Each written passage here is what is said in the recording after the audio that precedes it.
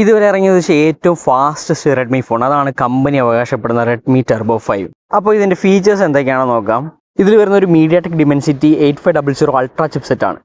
ഇതിൻ്റെ AnTuTu score വരുന്നത് ഏകദേശം 2.32 മില്യൺ സ്കോർസ് ഉണ്ട്. പെർഫോമൻസ് വൈസ് നോക്കുവാണെങ്കിൽ ഇതൊരു സ്നാപ്ഡ്രാഗൺ 8s Gen 4ന്റെ ചിപ്സെറ്റിന്റെ തൊട്ട് താഴെയുള്ള പെർഫോമൻസ് ആണ് തരുന്നത്. പക്ഷെ കൂടുതൽ ബാറ്ററി എഫിഷ്യൻ്റ് ആണ്, അതായത് പവർ എഫിഷ്യൻസി കുറച്ചുകൂടെ കൂടുതലാണ്. ഈ ഒരു പ്രൈസ് റേഞ്ചിൽ നോക്കുവാണെങ്കിൽ നല്ലൊരു ഗെയിമിംഗ് ഫോണാണ്. നല്ലൊരു CPU GPU പെർഫോമൻസും തരുന്നുണ്ട്. ഡിസ്പ്ലേ വരുന്ന ഒരു 6.5 ഇഞ്ച് LTPS OLED ഡിസ്പ്ലേ ആണ്.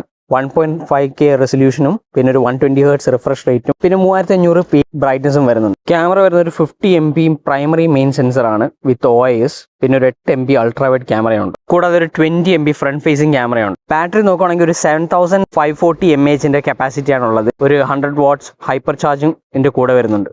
ഈ ഫോണിന്റെ ബിൽഡും ഡ്യൂറബിലിറ്റി നോക്കുകയാണെങ്കിൽ ഒരു ഗ്ലാസ് ബാക്ക് ആണ് വരുന്നത്. പിന്നെ ഒരു മെറ്റൽ ഫ്രെയിമും വരുന്നുണ്ട്. IP69 റേറ്റിംഗ് വരുന്നുണ്ട്. സോഫ്റ്റ്വെയർ വൈസ് നോക്കുകയാണെങ്കിൽ Android 16 ആണ് വരുന്നത്. HyperOS 3 4 വർഷത്തെ ആൻഡ്രോയിഡ് മേജർ അപ്ഡേറ്റ്സും പിന്നെ 6 വർഷത്തെ സെക്യൂരിറ്റി അപ്ഡേറ്റ്സും ഫോൺ തരുന്നുണ്ട്. പോക്കോ X8 പ്രോയുടെ അതേ സെയിം സ്പെസിഫിക്കേഷൻ ആണ് തരുന്നത്. ബാറ്ററി കുറച്ച് കൂടുതലാണെന്നേ ഉള്ളൂ, ബാക്കിയെല്ലാം സെയിം X8 പ്രോയുടെ തന്നെയാണ്. പോക്കോ X8 പ്രോയുടെ പ്രൈസ് വരുന്നത് ഏകദേശം 37,000 ആണ്. അപ്പം ഈ ഫോണും അതേ പ്രൈസ് റേഞ്ചിൽ തന്നെ ആയിരിക്കും. അപ്പോൾ ഈ ജൂൺ 16 ആമസോണിൽ എക്സ്ക്ലൂസീവ് ആയിട്ട് ഫോൺ അവൈലബിൾ ആവും. അപ്പോൾ പുതിയ ഫോൺ മേടിക്കാൻ നിൽക്കുന്നെങ്കിൽ നിങ്ങളുടെ ഫ്രണ്ട്സിന് വേണ്ടിയിട്ട് ഇത് ഷെയർ ചെയ്ത് കൊടുക്കുക. ഇതുപോലത്തെ കൂടുതൽ വീഡിയോസ് വേണമെങ്കിൽ പേജ് ഒന്ന് ഫോളോ ചെയ്തോളൂ. അപ്പോൾ ഓക്കെ, ബൈ.